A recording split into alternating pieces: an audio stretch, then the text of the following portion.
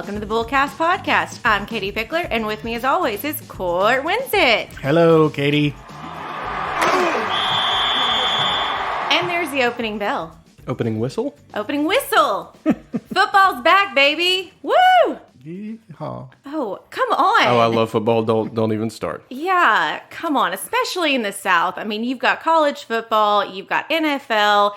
Actually, is there a day that you can't watch football? No, probably not. I mean, Maybe Tuesdays and Wednesdays? Once the schools get going, you've got varsity on Friday nights, you've got JV on a different night, you've got, middle school team that plays. They play some night of the week. I mean, there are games going on all the time. Yeah. I mean, so there's every time you turn on the TV, you can probably find a football game going on. Well, yeah, I mean, I doubt very seriously that, the local JV team is going to be televised, but... I mean, local channels, you never know. You never know. And then you have the XFL. They're in the spring, right? I have no idea. I miss my AAF. We had the Memphis Express here for not even a year. I miss it. But I mean, I do, again, we try not to make this very time sensitive, but especially with COVID, I've heard rumors of how even kids... Pee-wee football and stuff like that. The parents have been missing college football and NFL that they've gotten so rowdy behind these pee-wee football games. I'll admit that I don't have a college team really that I follow because of my own personal. I didn't go to a big school with a big team, so I've never been a big college football fan other than, the Memphis Tigers, and up until recently, they were not a football team that you really followed. Now, lately, they've actually been doing a pretty decent job. But so I'm not a big SEC fan, or I don't have a Pac-10 or Pac-12 school or whatever. I kind of glom onto my kids and their colleges, and so I'll root for I fully rooted for Virginia when they won the basketball championship a few years ago. But again, then not a very strong football team. But I have another daughter that will be a Duck this year. So might actually have a team worth rooting for. But anyway, that's just a long way of saying that, I don't really watch college football. I watch high school football. I'm still I love going to high school football games. Yeah, well, Katie, we kind of align, don't we? Yeah. Well, and before Cam, I tell what this episode is going to be about. Oh, yeah. We might want to tell y'all what it is. We're going to have fun. Football's back. We want to talk about it. I know we've done a little bit about NFL on a past episode, but this one's just going to be fun about football, kind of talking about a little bit of the finance and revenue behind college football and those lovely cheerleaders. But we just want to have fun with this episode. But yes, Cam, now that Court said his allegiance to his teams. Yeah, I'm SEC diehard. I went to Mississippi State. It's a tough team to root for.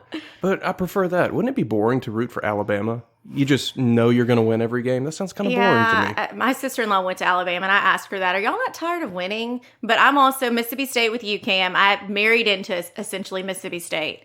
And love them. I am a diehard NFL fan, though. I'm sure from these episodes, you already know I love my Dallas Cowboys. I kind of didn't have a choice, but I've adopted it. And then the world's meshed together with Dak Prescott. Yeah, I was good. So Dak just rocked Mississippi State's world in a good way. He was actually a great football player, and we were number one for a while. And I was going to follow him anywhere except the Patriots, and he went to the Cowboys. So I'm like, okay, yeehaw, I'm a Cowboys fan. Yep.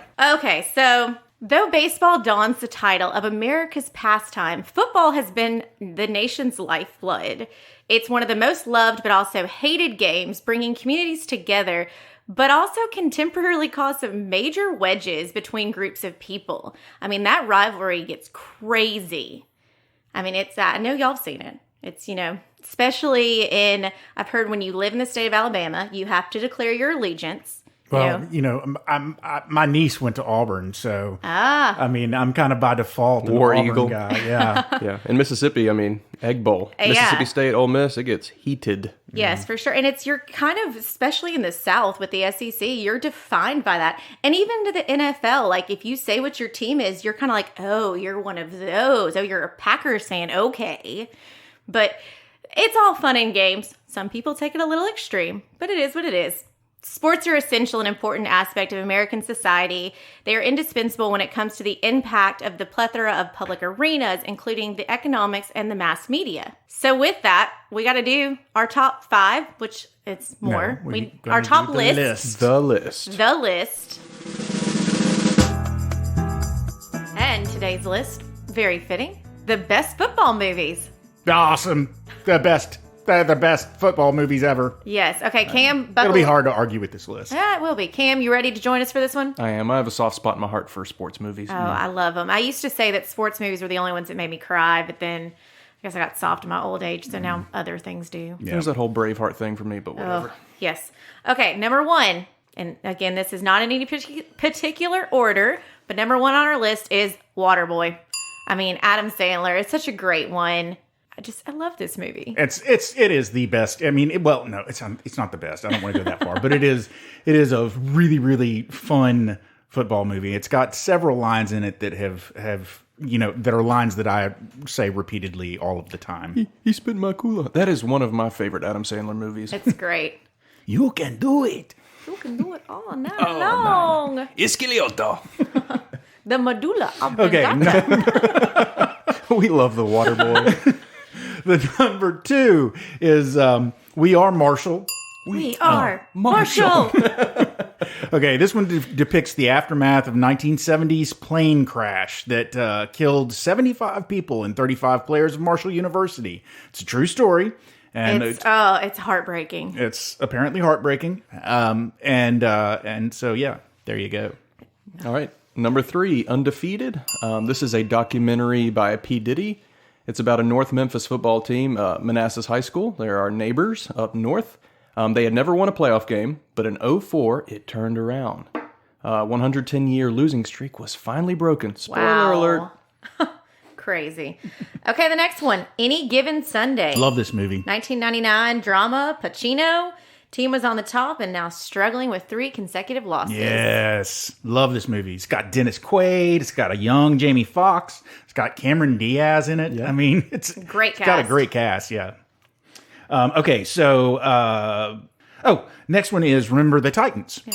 Okay. We are the Titans, mighty, mighty. Yeah. So this is another good movie set back, basically a desegregated football team and sort of how they came together as a team.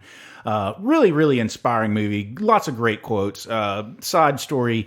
Back in the early 2000s, I had season ticket. I lived in Nashville, and I had season tickets to the Titans games. And back then, at least, they were constantly playing clips from this movie.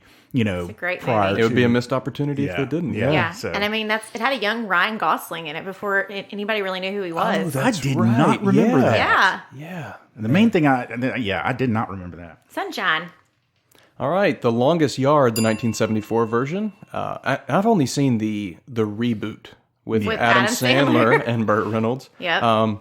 American prison sports comedy. The prisoners play football. Yeah, well, I mean, okay, so the original is generally, I think, considered better than the new one. Yeah, that's the case most of the time. Yeah. And I think Burt Reynolds makes an appearance later in our list. And do you know why? Why he's in football movies? Oh, no. He played football for Florida State. He played the foosball. What a man's man. At work. So he didn't have to do a lot of acting. He knew what to do. He knew what to do. do. He was a football man. Why you gonna play the foosball? Okay, y'all. I gotta make it serious. Brian's song. Which We've talked about this one before. Jinx. Yeah. Okay. This is one of those movies that makes men cry. Yeah. James Caan, Chicago Bears. Yeah. Great. Enough said. Okay. Number 7. No, not number 7. Number 8 is Friday Night Lights, which is an excellent movie. Billy Bob Thornton. It's all about Texas football team, Texas high school football, because Friday night. Yeah. And it is a great movie. Also, TV show. So I've only seen the TV show and not the movie. So have you seen the TV show? it's on my Netflix wish list. It's really good. Yeah, I cool, need to like watch Texas vibes. Yeah. Yeah, I need to watch it definitely. Okay, this next one, if the list was in order from number 1 to number 21, this would be number 1. This is Rudy. Cameron has spoken. I've spoken. This is one of the greatest football movies, one of the greatest underdog stories. It's got a fantastic ending that I think they may have. It is a true story, but I think that ending might have been. Nope. Don't talk about it. It's a great movie. Exaggerated a little bit. And Sean Astin, who played Rudy, would later on play Samwise in The Lord of the Rings. Yes. Okay. And now the list veers off into Cameron's favorite movies. The next one. Next one is a little darker side of football, Concussion. This is Will Smith, and this is the one that came out a while ago, and it was all about after football. And Will Smith was a doctor, and he was trying to figure out the concussion and what was causing these patterns with these football players and the impact they had on the rest of their lives, and why a lot of them were committing suicide or dying really young. And it was just because of what was happening. And this was when there wasn't all the safety features that they have now to really try and protect these players. Yeah. Well, they're always trying to come up with more safety features, but about the only safety feature that would actually work, I think, is if they just stopped playing football, which I'm not an advocate for not playing football. I'm not saying that that's... They don't say that. But, I mean, really, the only way these guys are going to not be injured playing football is by just not playing, because they wear suits of armor out onto the field. They need airbags. When you said safety feature, I was thinking, man, they need like airbags that pop out when they fall. Next one is Draft Day. Now... this is a movie that I haven't seen, and I will give you this little caveat. It's a movie starring Kevin Costner. He plays GM of the Cleveland Browns. Okay, It's incredible. now here's the thing. I will state firmly that I have never seen a sports movie starring Kevin Costner that was bad. No. I challenge you to This tell me one's one. really good because it shows the behind the scenes of the stress and what a general manager goes through of trying to recruit the team, get the team going. And it's kind of, I don't know, it's shot really cool because it's not necessarily about the football game itself, but it's just about the magic behind it all that makes it happen. Not only would it be stressful to be a GM, but it would be stressful to work for the Cleveland Browns. You know what I mean? Yeah. Yes. True. All right, The Blind Side. I have seen this. This also took place in Memphis. Yep. At Briarcrest Christian. It starred Sandra Bullock. She actually won Best Actress for this, and I have no idea why. I mean, it was a fine, warm and fuzzy movie, but I don't know if it warranted. Maybe the pickings were slim that year for Best Actress. Slim pickings. Now I'm hungry. Slim chickens. Okay, going back to 2006, Invincible. This was a Wahlberg movie. He was an Eagles player. Yeah. It was, again, based on a true story. Yes. Yeah. Pretty interesting. Wow, a movie starring Wahlberg that did not take place in Boston. That's kind of a big deal. Okay, the next one is Radio, which is Cuba Gooding Jr. He plays a special abilities guy who works with a football team, and Another heartfelt movie. yeah, it's touching. Yes. It's touching. The next one is a classic 90s movie, Little Giants. Love that Starring movie. Rick Moranis. Absolutely. Icebox. And the kid putting the slimy stuff on his hand so he can catch the football. Yeah. Good movie. Good flick. That is the one movie I root for the Giants. Yeah. I will again get my cowboy card pulled, but I rooted for the Giants in that movie. Well, I think it's okay since it's fictional and they're children. You're just getting the double ones. It's you, Katie. It's you. So, ha ha ha ha. Oh, I'm getting the double one next. Sorry. Y'all, I can't read. Okay, Varsity Blues. This is one that is also a movie and a TV show. So I guess, Friday Night Lights, Varsity Blues, they had such I didn't know success. this was a TV show. Yes, it's a TV show. I knew about the movie. I remember the movie. I confirmed it, but Okay. Varsity Blues is a great movie. I know it's another one that people quote all the time. Of James course, Vanderbeek. yes, James Dawson. Vanderbeek. And the I don't whole want to wait. the whole whipped cream scene that everybody Yes. tries to reenact. Yep. Wait, what? You've never tried to reenact the whipped cream scene? All right, what's the next one? Okay, next is Jerry Maguire, which, We first, talk about this one all the time. first and foremost, this is a romantic comedy. But yeah, it's also got a football element to it because he's a sports agent. So yeah. And plus the when Cuba Gooding Jr.'s character makes a particular catch near the end of the film, that's awesome. It's an awesome scene. It shows the other side of the family part of it, and it's like little TT's got aunts, and so it's all about how when you're a football star, the whole family's a part of it. Such a quotable movie. It is. Man, show me the money. You complete me. Yeah. Had me at hello. Help me help you. Is that Yeah. Jerry? Yep. Oh, yeah. Man, Yeah, it's just absolutely. loaded. That's why Yeah. we always bring it up. Okay, next one. Heaven Can Wait, starring Warren Beatty. He was a QB for the LA Rams. He dies in an auto accident, and I think he comes back in a multimillionaire's body. Yeah, he wasn't supposed to die. Yeah. His guardian angel pulled his soul out of his body early because he wasn't supposed to die. But it looked like it was going to really, really hurt. So his guardian angel pulled him out early. He wasn't supposed to die. So then his guardian angel had to find a new body for him and put him in a rich guy. Oh, nice. Cool. Okay, Jim Thorpe, All-American. So Jim Thorpe was the greatest football player in the first 50 years of the 20th century. This movie is about his life growing up on an Indian reserve, playing for Carlisle Academy, the Canton Bulldogs. He was also the first president of the NFL. And he was, if that wasn't enough, he was also in the Olympics 1912 and won the decathlon and the pentathlon. Pentathlon? Thanks. Yes, indeed. So he played in Canton, Ohio, and that is also where the Pro Football Hall of Fame is headquartered. Yeah. Canton made an organized push to get that Hall of Fame located in their city or town, whatever you want to call it. Up until then, I don't think there really had been a push like that, and they were like, not only are we going to push for the Hall of Fame to be built somewhere, but we're going to push for it to be built here. Yeah, and they succeeded. Okay, Newt Rockne, next movie on the list. Who hasn't heard the line "Win one for the Gipper"? This is all about Newt Rockne, who was a legendary football coach. Starred also Ronald Reagan, played George Gipp. Was one of the players, and at the end of the film, Newt Rockne says to his team, "Win one for the Gipper." Everybody knows that line. And rounding out the list is Semi-Tough, which is loosely based on the Dallas Cowboys, actually. Man, the show is like the Dallas Cowboys and the Mississippi State show. But loosely based on the Cowboys in the late 60s and 70s, drugs and booze and babes and football, the whole shenanigans. Yeah, Rock and this stars. was when you mentioned earlier that Burt Reynolds was in 2 on the list. That's This right. is the second. That's exactly right. Yeah. All right. Well, there you go, ladies and gentlemen. That is our list. Okay, so that completes our list. We obviously know there's a ton of different football movies out there, but these are the ones we were thinking about. Oh, and, I got to shout this out for David Pickler. He said, football is so much love that you got Charlie Brown and Lucy playing football. So, obviously, the Peanuts still have their football episodes as well. Okay, college football. As we said before, it's a big deal in the South.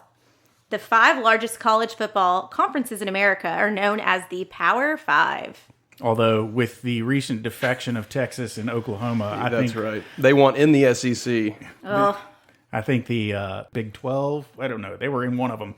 I don't think that's going to be all that big anymore with Texas and Oklahoma gone. I mean, whatever, but we'll see. Yeah, things are constantly changing, obviously. College football generates more than $4 billion in annual revenue for the 65 universities. Combined, those schools reaped nearly $1.8 billion in profits from their football programs. And this is back in 2018 for the average of $27.5 million per university. So, that's something to think about with these schools and the revenue that are coming in. University of Texas at Austin is the top university generating most in football revenue. In 2018, they brought in $156 million that year, more than 72% of its athletic department overall turnover. Yeah, Texas's revenue has a lot to do with the fact that they have their own television network, basically. Ah, okay. And they have a deal with their conference that they basically got to keep all of the revenue from that network, and so it's huge and generates all kind of revenue for them. I don't think it hurts that Matthew McConaughey is their official spokesperson. Yeah, he is everywhere for sure. Most of the university's football is their economic powerhouse that subsidizes other athletic programs. And so it's been proven, especially with, what's happened over the past couple of years, if their football programs are hurting, then it can affect all those other different athletic programs and have to cut. Stanford had to cut 11 varsity sports programs due to the fear of canceled football. The fear, not even actually canceling it, but just the fear of canceling it. You mean because of COVID? Yeah. Wow. That's a lot. So, okay, I know you said this may be old news now, the Power 5, but the Power 5 top 15 revenue. Give it to us, Court. You want me to give you all 15? Give me all 15. Okay. Go. Texas, number 1. Georgia, number 2. Michigan, number 3. Georgia kind of surprises me, I'm not going to lie. Michigan, number 3. Notre Dame, number 4. Ohio State. Penn State. Number 7 is Auburn. Number 8 is Oklahoma. Number 9 is Alabama, and that, too, surprises me. Number 10, Nebraska. Number 11, LSU. Number 12, Tennessee. Number 13, Wisconsin, number 14, Florida, and number 15, Washington. Man, Mississippi State didn't make the list. That's no surprise to me. Okay, the 10 most valuable programs in college football as of August 2020. And I mean, this is kind of very similar to what we already had on this list, but this has dollars with it.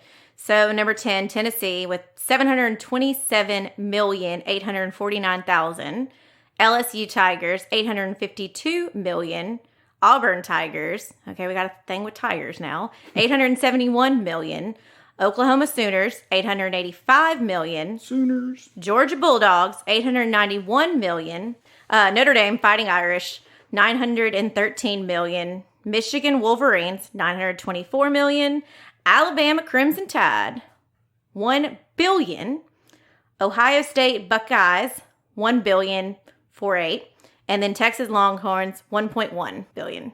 $1.1 billion. That's amazing. It's all because of Matthew McConaughey. It really is. Well, I mean, if you think about it, I mean, Oklahoma has a strong team. Texas hadn't had a strong team in a few seasons now, but they're still huge earners. So it's because they've got that diehard fan base around them that are going to support whether they're, good, bad, or indifferent. I tried to get any one of my kids to go to Texas. I thought it'd be fun to have a kid that went to school in Austin, but none of them were interested. You're wearing the burnt orange right now. You are. Not on purpose, but moving on. So we've talked about before about the NFL and how they're gaining revenue. Well, so let's talk about how college and how they gain revenue. They can generate it from various ways, including ticket purchases, corporate sponsorships, endorsement, licensing fees, TV contracts, alumni donations. Mm-hmm. Oh, yes. I'm sure your school has reached out to you about supporting. Capital campaigns, student athletic fees, and for the few elite, bowl game fees or playoff championship revenue. Yeah, that's a big one. I know when we do some people's financial plan, a part of it is to build in their dreams or goals is like season tickets for certain, SEC football teams or something like that. And so that's a big deal of the alumni really supporting and helping. Most public universities lose money on their athletic programs. They can bring in big money, but also lose because of keeping up with the Joneses. Having those high dollar scoreboards put in, upgrades to their stadium, admin positions, corporate jets for recruiting. Because it's kind of that catch-22 of you want to be desired. You want players to want to come to your school, but also it's how much, is the juice worth the squeeze? How much money are you going to spend to do all that, to court these people, but make sure that you're going to be making enough money? I don't know. Something to think about. You're leaving me hanging here. Y'all are not talking to me. I mean, I just, I'm looking at Mississippi State's financials. I can't say that I'm really surprised by that statistic, but I don't know enough about it to really, say anything other than just like, yeah, I guess that makes sense. It does. I guess, I'm kind of like, wow, certainly not any of the big major schools. I don't think this is the big one. I think it's kind of the smaller ones, but obviously a capital campaign may be created for University of Memphis because we need a new scoreboard or something. Yeah. So they're probably hoping to raise all that money ahead of time. But there may be some of these schools that get to a bowl game and are really on top and then they kind of fall. And that could be what it is these schools that have really rose up and have been great and then now kind of step down a little bit. Yeah. Who knows? Okay, some college fun facts. Nick Saban, no surprise here, is the highest paid coach in college football. Yeah. That's not. If that shocked anyone, then I mean, and he's besties with Bill Belichick, so they're raking in that money. Texas A&M Stadium tops the list of the most expensive college stadiums renovations. Really, that surprises me. I mean, this is as of this list, so who knows? There's always somebody bigger and better. It used to be, back in the day, Cowboys Stadium was the best of the best stadiums, and now new ones keep popping up every day. I don't know. Cowboys Stadium is still pretty... It's intense. Amazing. Pretty ridiculous. I hear the Las Vegas Raiders Stadium is awesome. Oh, I've seen pictures of it. Yeah, It looks cool. Yeah. From the outside, anyway. I don't know what it's like on the inside, but from the outside, it looks cool. So did you know that President Roosevelt threatened to ban college football back in 1906 following a number of deaths? In 1905, 18 men were killed in the games and 159 permanently injured. That's crazy. That's a lot. Maybe that's when they brought out the new helmets, not the leather. And it's interesting. I don't know how true this is. I read an article once that said that because you have like sports like rugby where the guys are running around without pads at all and tackling each other and dislocating shoulders. Yeah, but they said that you don't hear as much about like rugby injuries as you do football injuries, and it seems like part of the premise of the article was basically that football players are so padded and so protected that they feel invincible in their pads.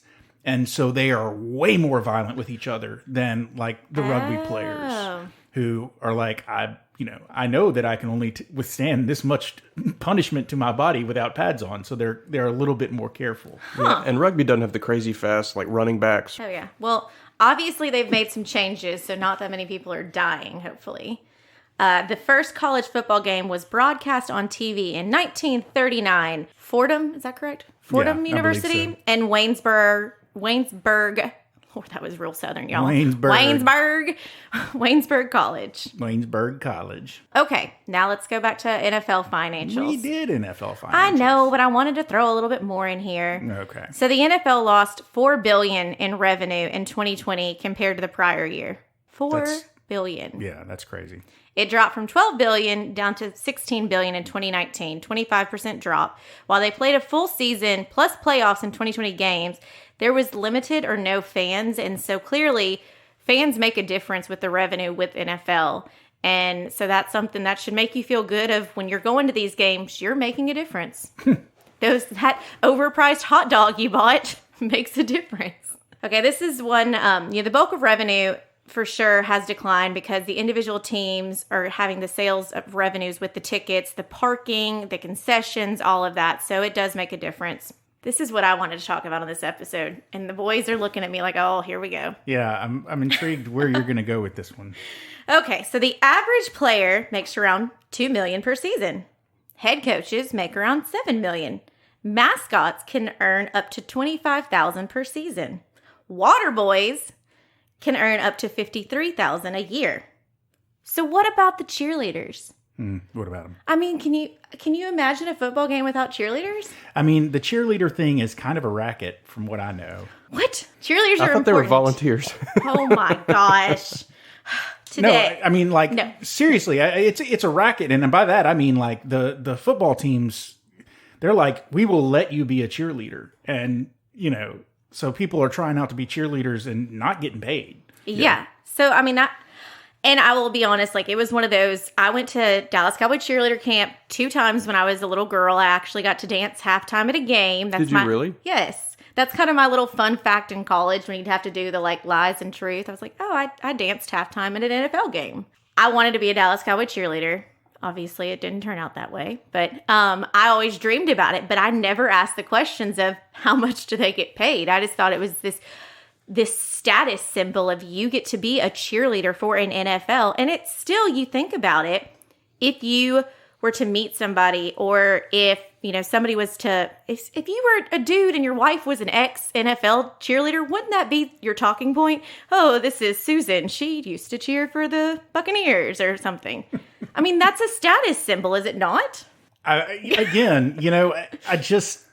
It's one of those things where if you were married to a Dallas Cowboys cheerleader, then yeah, I mean, they're famous and everybody knows them and so forth. But they're America's sweethearts. Some of the other teams are kind of shady and get their. I think that the movie we didn't put on the list. Did y'all see the movie The Replacements? Yes. Yeah. Keanu Reeves. Yeah. And they had to try and throw together the team. And then the cheerleaders, they threw together and they were just a bunch of strippers, essentially. It was just like, it was a mess. And same with like Waterboy. The cheerleaders were all drunk and high and mama had to go, come on, perk up for my baby. Okay, I'm getting off topic. So cheerleaders have been a part of the game day experience since 1954.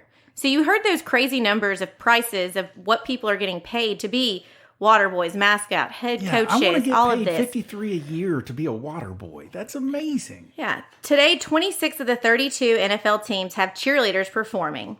Dallas has the most famous. It looks like such this glamorous job, but there's a lot of hard work and dedication, and they're not paid very well. Some teams were actually paying less than minimum wage to be a cheerleader.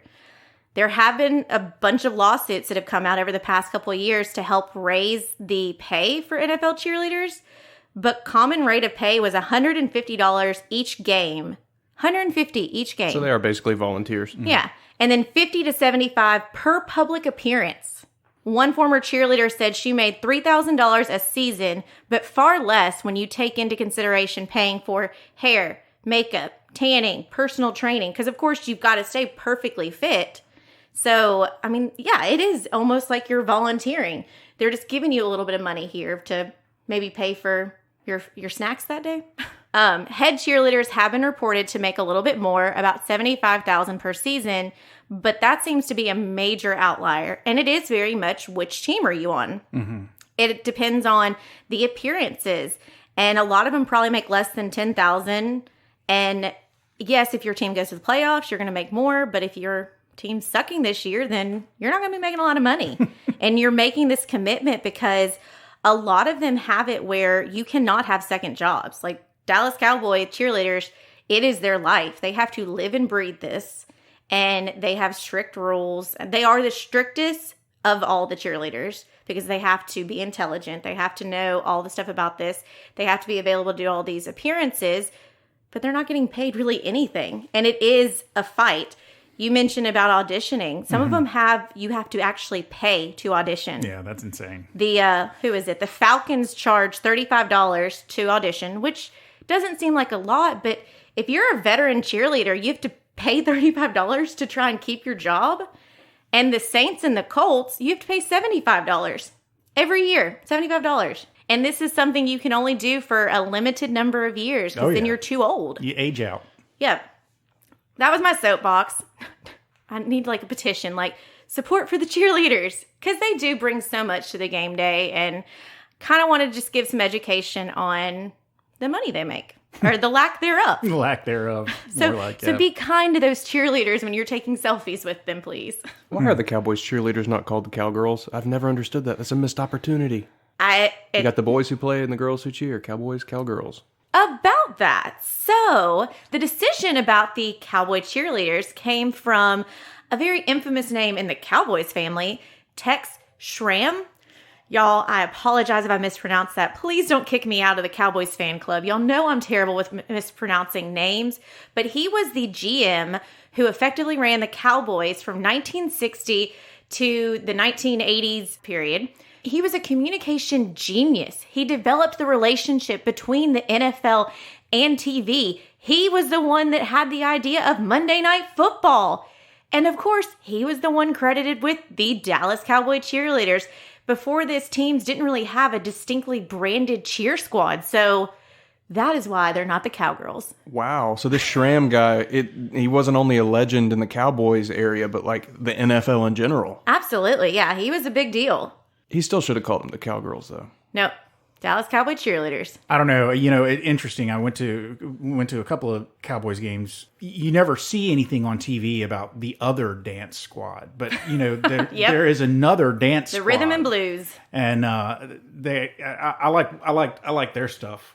I was a fan. That's fairly recent that they added those. And it's no offense at all. This is a bad joke, but I used to joke that those were the ones that didn't make it on the team because it is such cutthroat.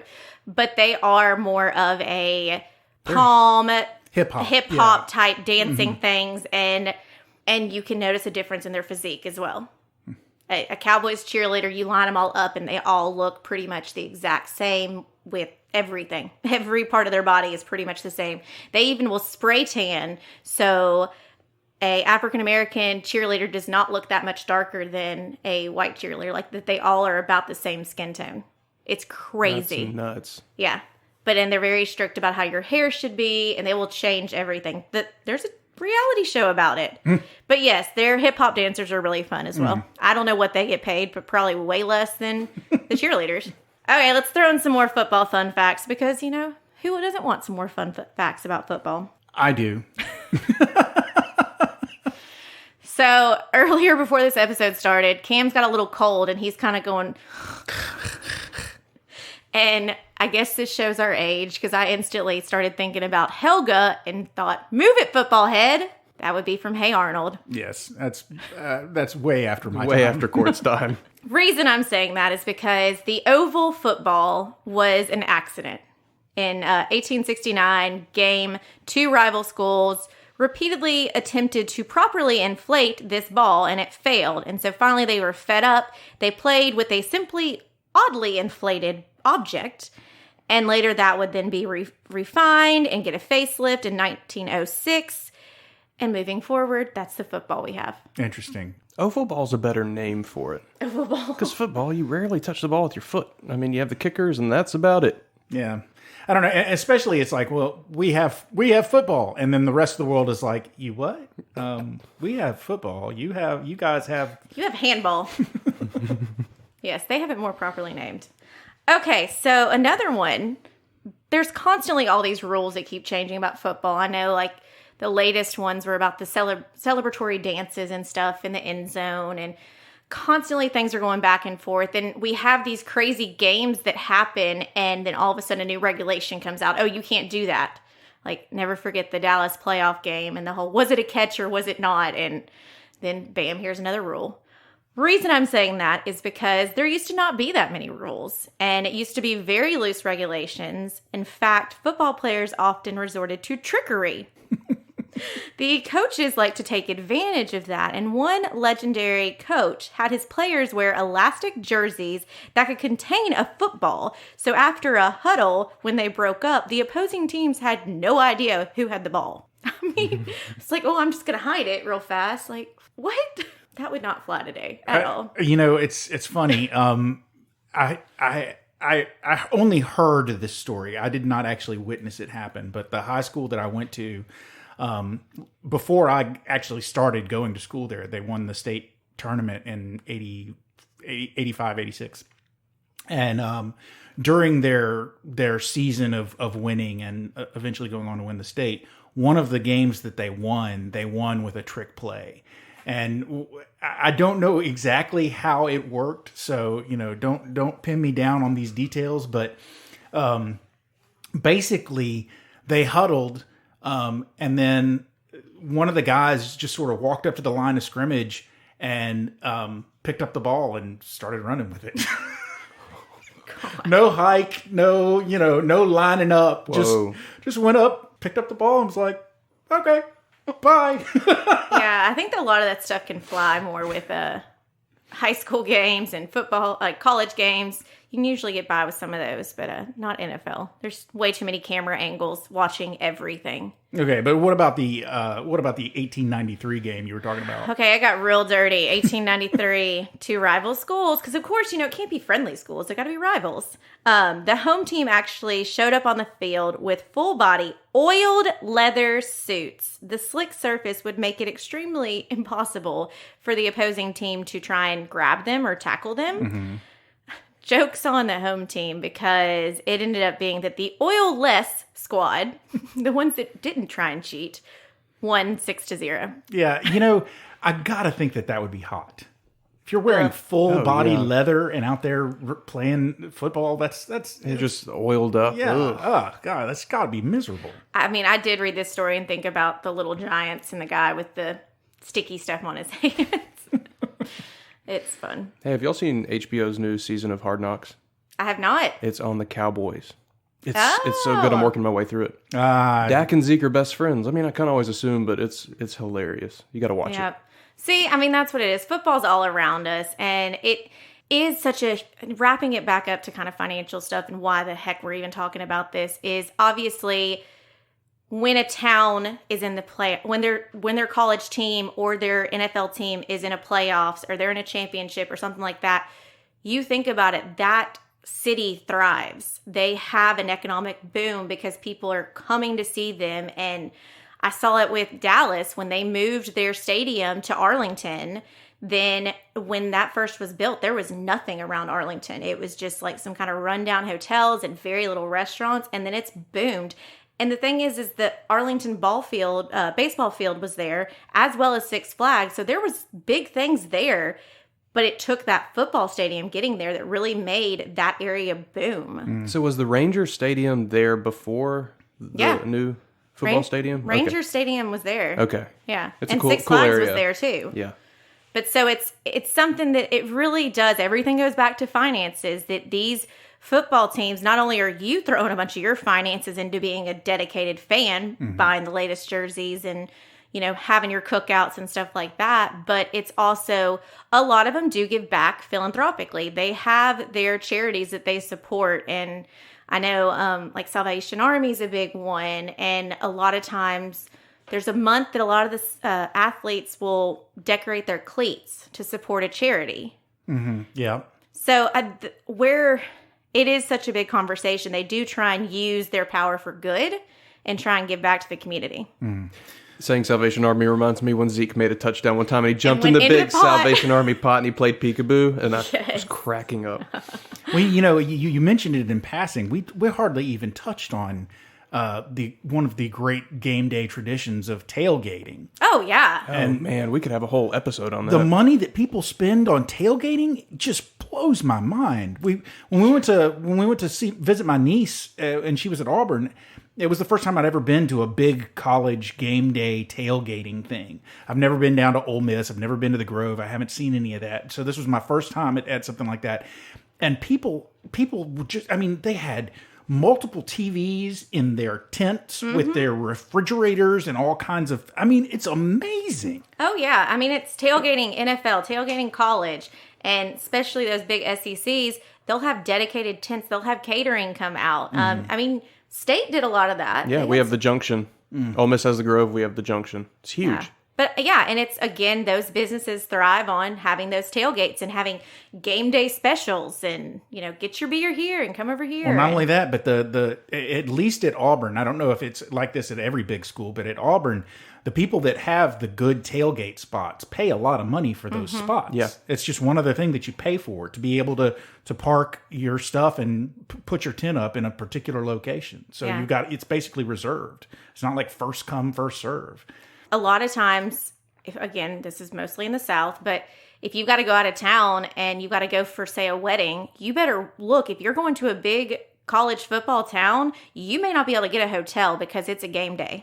Like I always tell brides and stuff like that, if you've got a in-town game, you better watch it. Yeah. Because it's, you got Tennessee, you've got all the Mississippis, you've got Alabama, everybody. And heaven forbid, I will tell you, this place shuts down when it's game time.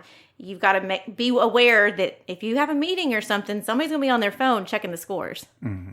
I'm so glad football is back. It's back. That's a good summary, right? We love football. Yay, football. Okay, well, let's go ahead and wrap this up. We'll move on to our bullseye. Okay, so my bullseye is knowledge is power. The more you know now of how much cheerleaders make or lack of what they make. But really, it's one of those kind of just driving home about football is very much an economic engine. It makes a huge impact to a lot of local communities and cities and states and all of that. And we are so excited that football is back. You can feel proud. Maybe if you need that argument of why you're buying that new jersey or why you're having that tailgate party, you can tell your significant other, oh, well, they give back, so I need to support. That's my fun bullseye. Fun bullseye. Okay, so my bullseye is this. I like the community value of football, even on the most basic level. I like what it adds to, for instance, we're in a small town with one high school.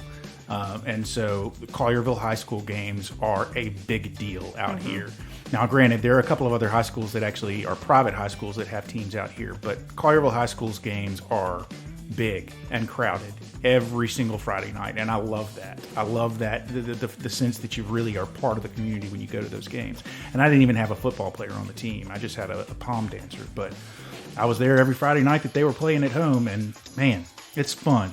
So, yeah, you may have issues with football as a sport, as a game, injuries, are they taking care of the players? Are they, mistreating college players? Are they mistreating their cheerleaders and whatnot? But there are a heck of a lot of benefits of having that sort of thing that everybody can get behind, especially when your team is winning. And that's my bullseye. Oh, Katie, guess what? There was the closing bell. Whistle.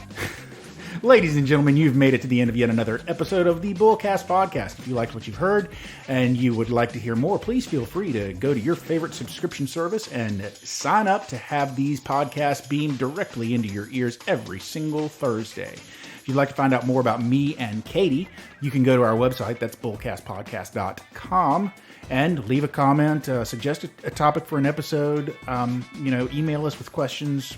We'll be happy to respond. If you like pictures, we've got Instagram. That handle is @BullcastPodcast. And if you like words, we also have the Twitters.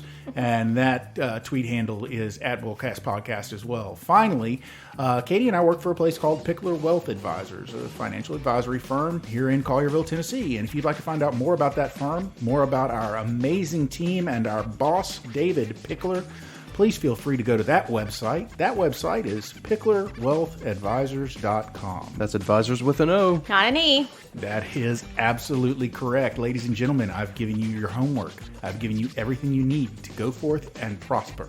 So, for now, I'm Court. I'm Katie. I'm Cam. And we Go and watch some football.